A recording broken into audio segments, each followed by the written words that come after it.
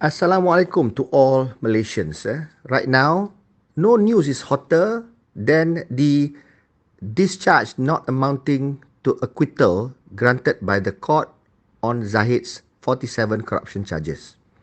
That has caused a stir in the country. Uh, let's make it clear, firstly, it's not the court that chooses this cause. The court was presented with two options. The prosecutions requested for discharge not amounting to acquittal, means to lift off all the charges, but are free to file fresh charges later on. Whereas the defense requested for a full acquittal. In other words, don't disturb Zahid anymore on Yayasan Akal Budi. The judge made a decision. The judge agreed with the prosecution. Judge cannot do anything more than that or less than that. He's got to choose now whether to agree with the prosecution or to agree with the defense. Judge chose to agree with the prosecution, so therefore the court has no part in letting off Zahid of the charges. Now, this is the AG's decision. AG has given their cogent reasons. That's very relevant. Dia bagi reasons dia, and the 11 reasons that includes even RCI on Tommy Thomas, and people ask, what has that got to do with anything? So again, the AG doesn't have to disclose his strategy. Among the 11 cogent reasons also that, further investigation is required. More things that was revealed, emerging evidences that requires more thorough investigation. It has to go. The monkey has got to go back to MACC to do more thorough work to revert. So in other words, what the narrative of the prosecution is that more work needs to be done. They need to be more thorough, and with the understanding, with the insinuation that only when that is accomplished, then they'll be ready to file fresh charges against Zahid for those counts of corruption cases. This is what the narrative of the prosecution is.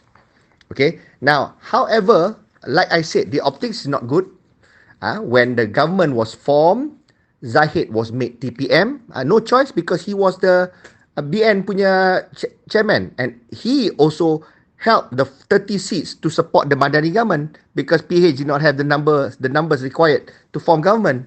So Agong brokered the whole deal, and GPS joined along, other parties, and because of that, the Madani government has a solid 148 seat support, 2/3 majority.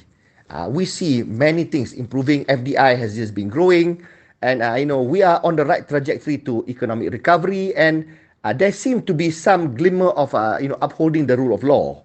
And then this happens. Suddenly now Zahid walks free.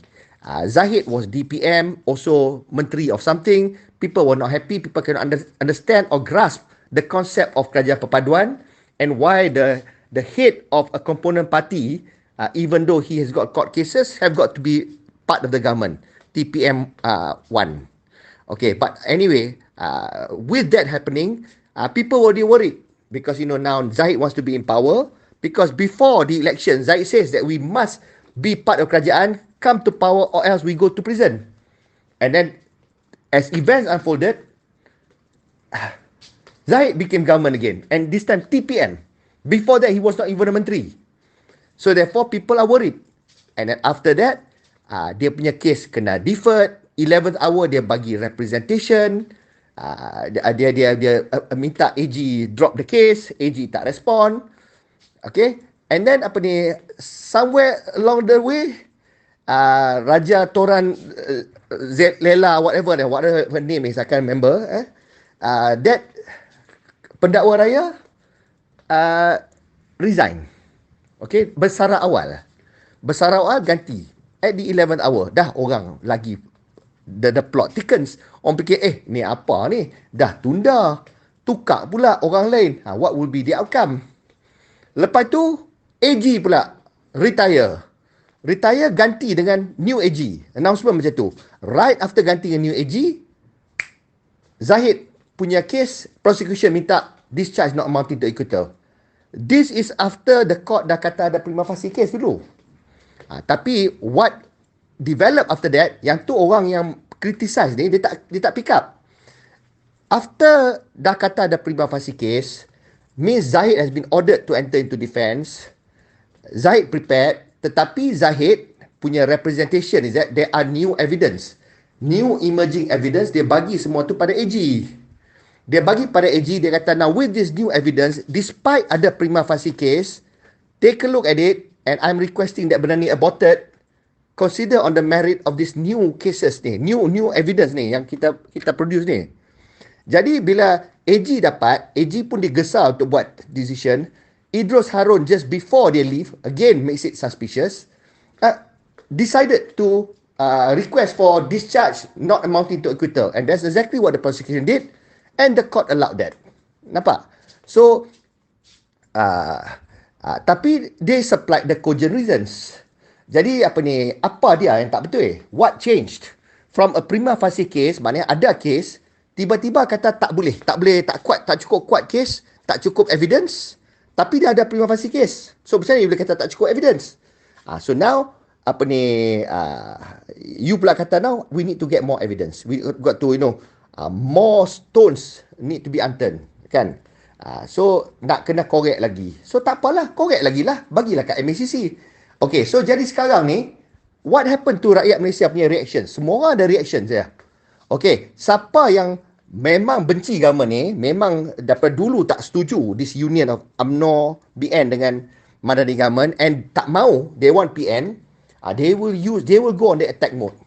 They will kata, look, all the events fit exactly that, and it smells campur tangan PN and the Madani government. Although there is not a shred of evidence that happened. Doesn't mean it did, or doesn't mean PM involved atau tak involved. PM kata dia tak involved. Okay, the government punya stand is there is no interference by the government and the PM. Itu answer dia. Tapi adakah itu betul ataupun itu penipuan? People don't know. So, we, rakyat Malaysia, we will believe what we want to believe. Siapa yang the supporters of the Madani government and the Anwar and whatnot, they will say that, whatever the reason supplied is that AG yang buat benda tu, and memang Anwar tak pernah interfere in the court cases mana-mana pun. So why kata dia buat? Tak ada basis. And ada yang orang tuduh semua, orang marah lah. Why you say that? Because there is no evidence. He say he did not. Just because it turns out that way, AG yang buat decision tu, kenapa pula benda tu jadi PM yang kata? These are the supporter PM will say this, and you can't argue with that. You can't prove otherwise. Now, for people who are against PM, against the Madani government, they will say, look, everything falls in place exactly as we predicted. Tukar pendakwaan raya last minute, tunda tak kena pasal, jadikan dia DPM. Lepas tu outgoing punya AG buat last shot bagi DNAA, and orang kata how many DNAA punya case discharge not amounting to acquittal, that later on prosecution masuk charge balik. Punya banyak in the past, so many politicians, rasuah lah, all kinds of things, money laundering, tax evasion semua, discharge not amounting to acquittal. Anak Rosmah pun, Reza pun discharge not amounting to acquittal. What's happening to that? Tak ada pergi balik pun kan. So jadi DNAA ni pada most people is as good as acquittal. And Zahid punya counsel pun is going for acquittal. Jadi orang upset, orang marah, investors pun takut. Jadi sekarang ni, whatever kita react, whichever way we react, whether we are a supporter of this government atau tak, yang supporter government ni, by the way, ada yang kata, okay, doesn't matter lah, even if it's involvement, doesn't matter, but if Zahid gets incriminated, Madani government falls. PN take over. So, lesser of two evil. So, people yang support the government ni, to the extent where they say, even kalau PM ataupun there's an involvement, perversion of the system of justice where Zahid walks free when he's corrupted, tak apa. It's still better for the nation because the alternative is much worse. Nampak? Orang dah even justify court that way dah. And that is not acceptable for the idealist because what kind of governance this is. So, see, macam-macam tau pendapat. Orang semua berkelahi tak setuju. Jadi, I want to be constructive. For a better Malaysia, What can we do? Because we don't have evidence to go sini, go sana. We will believe what we want to believe. We will vote what we want to vote. Orang yang marah sangat government buat macam ni pun, kalau dia tak suka Perikatan Nasional, tahu Perikatan Nasional is going to be a problem to the country, they will still vote the Madani government. Tapi they are very upset, disappointed with the Madani government lah. The ones that want PN government, dia memang akan pilih PN government pun. Jadi this thing happening is not going to make them vote PN more. Tak ada. So at the end of the day, they will evaluate everything, they will see everything. So what I'm suggesting to all Malaysians, let's evaluate everything. Let's tengok. First things first. What is the wrong things that we should not be doing?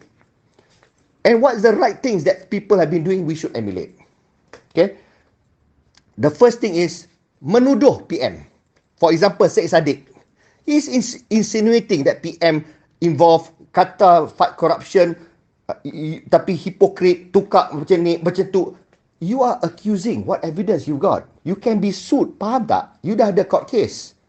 You don't accuse this government being involved in that decision. AG yang buat that decision. You nak serang AG, you can serang, tapi how do you know that AG is not doing what they feel it is the best strategy? So don't make allegations. Jangan allege, jangan tuduh, jangan fitnah. Tak ada evidence, even though it may be true, you kata it is fitnah. You don't know that for sure. So don't do that. You are liable for defamatory laws at the least, if not seditious punya laws. Okay, that's number 2. Now, what are the things that should be done instead? Okay, Syed Saddiq juga, walaupun aku attack dia for do that, he also suggested this underscores the reason why AG dengan Solicitor General punya powers need to be separated. So that ada independence and it will be perceived right. He goes along that trajectory. That I support Syed Saddiq. This is being constructive. This is building things. Jangan tuduh. Tapi you, untuk penambahbaikan, you suggest. DAP now demanding the AG explain to publicly, openly, kenapa dah ada prima facie case dulu, tiba-tiba discharge not amounting to acquittal. It doesn't make sense to people. Minta. So that's what you can do short term. Amanah dah join sama. Must do that. UMNO, tit for tat. Pemuda UMNO. Minta juga explain Guan Eng punya case. Pasal apa discharge not amounting to... kenapa discharge? Kenapa? Apa basis discharge? Minta Tommy Thomas explain. That's fair. Why? Siapa-siapa yang alleged to curi, kalau ada prima facie case ke tak ke, whatever yang dilepaskan oleh prosecution, kena jawab pada rakyat. Itu penting. Okay, so in the short term, we should press for AG to clarify and explain to the rakyat, to the extent they can, what went wrong and kenapa perlu masa. Okay, apa rancangan prosecution. They can repeat, enunciate and also emphasize and bagi more details on the 11 cogent reasons yang dia bagi pada judge. RCI, Tommy Thomas, other cases yang nak kena check lagi, nak kena find out, what all the things that dia kena buat tu. And dia kena kata, this is what we want to do. Public must be informed that. Okay, so that is in the short term. Okay, in the medium term, what can we do? Now, we hold on to the cogent reasons. You bagi that reason to the judges, right? To the judge, right? You kata 11 reason ni. You list semua tu. We know that it's already made public. We should press on to the AG, to this government. What's happening to that now? What's happening to the RCI Tommy Thomas? When? Pasal sekarang ni benda tu bergantung pada yang tu kan? Okay, when are you going to start commencing further investigation by MACC? I'm waiting for Azam Baki to now make statement now that kita dah reopen ni and buka lagi, cari lagi isu on Zahid punya benda. We need that statement. We need that assurance. Maknanya these 11 reasons where you are saying that it is works that tak siap lagi. Maknanya we need lebih persiapan, lebih masa. We want to see the plan of that persiapan. We deserve that. We want to know that. In the medium term, you explain. Because we don't expect you to bullshit us lah. Okay, we don't want to be bullshitted. Prosecution better not tembak kat public. You come up with the 11 reason, you bagi kat judge, and judge pun bagi you DNAA, and then buat senyap. No. We should continue bising, and these are the things that I hope all the MPs and even the kerajaan perpaduan and opposition follow up on these 11 cogent reasons tu. What is happening to that? What is your plan on that now? Bila expected? Because now, surely when you ask for DNAA, it means that you believe Zahid is guilty. You need more time because you want more time to prepare and file fresh charges. Kalau you rasa dia innocent, you takkan minta DNAA. You minta terus acquit lah, kan? Lepaskan dia terus, do other things. Banyak lagi cases nak kena handle. So, because of that, we want to know lah, what's your plan, when it's going to happen. Rakyat wants to see that. Then, we can continue to buy your story that, the cogent reasons yang 11 reasons tu. Okay? Now, that is the medium term. Long term, apa kita boleh buat? Long term is, all these things can happen within the next 4+ years. Because no matter what kita bising macam mana pun, the Madani government is in power.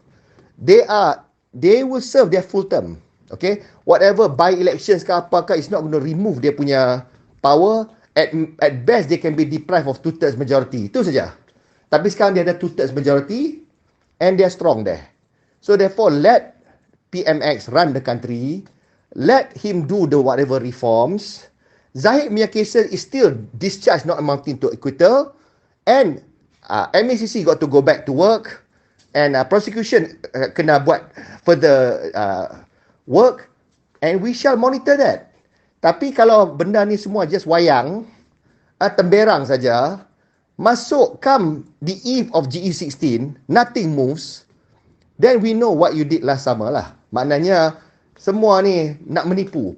Pulling the wool, nak tutup mata rakyat. So, macam tu, rakyat can decide. Masa that point, make a decision. Do you still want Madani government to continue? Or you want another government to test your theory? That kalau this was a political interference, then the next government can immediately get a new prosecution team, prepare a new case, charge fresh Zahid. This is one way to test. Jadi, long term, kita boleh tukar government. GE16, we can just vote Madani government out. Itu long term. So, short term, apa patut kita buat? Short term, demand AG to explain. We want to hear explanation because we want to hold on to whatever you say. We want to check that time will tell whether you are lying or you are sincere in whatever you're doing. Medium term, you dah bagi cogent reasons. Of course, cannot be settled overnight. But we want to see now, in weeks and months to come, how are those going to develop? Jangan just rhetoric sajalah, tembak. Okay, so we will wait. Short term, kita pursue something. Medium term, kita pursue something. Nothing jalan. Long term, we make a decision at the ballot box. That is the only constructive things Malaysia can make. Sekarang ni, you presuppose, you tuduh PM macam-macam, you tuduh government macam-macam, that is wrong, that can land you into trouble. It's also fitnah. Tak takut dosa ke? Saya Sadiq takut dosa besar tak bersuara. Tapi tak takut pula berdosa besar fitnah. You don't know. What if PM tak involve langsung pun? What if dia tak kata apa pun? What if AG genuinely tengok Zahid punya case and dia tengok, this will make the prosecution case lemah and akan kalah, that will end up Zahid being acquitted. So therefore, minta lebih time, more work needs to be done to find out the truth and to get more evidences. And therefore, that's why they bagi cogent reason tu. And judge pun bagi yang tu so that they can do work because they intend to charge Zahid again. How do you know that's not the case? Jadi, we don't know this, kita jangan tuduh otherwise. So, don't do that, but do things like what DAP is doing. Persist. Suruh AG explain. UMNO minta explain dia acquittal of Guan Eng punya case pun. Tak tarik balik. Yang tu pun explain. Yang tu satu simple lah. AG minta masa tu AG minta DNAA, discharge not amounting to acquittal. Probably presumably same case macam Zahid punya case ni. Tapi the judge masa tu tak setuju. Judge kata, no, acquit. You tak boleh buat naya pada orang. So because of that, Guan Yin dapat windfall. The judge agreed with the defense to acquit terus. Tapi boleh tanyalah apa ni AG tu, kenapa you decide to discharge not mounted the acquitter? Yang tu Tommy Thomas kena jawab. So these are the things that we do now. Short term, minta all this clarification. Medium term, follow up on the reasons dia bagi for wanting the DNAA. We can see, kalau you cakap tapi you do nothing about this, maknanya you temberang. Long term, GE16, we punish this government. Enough said.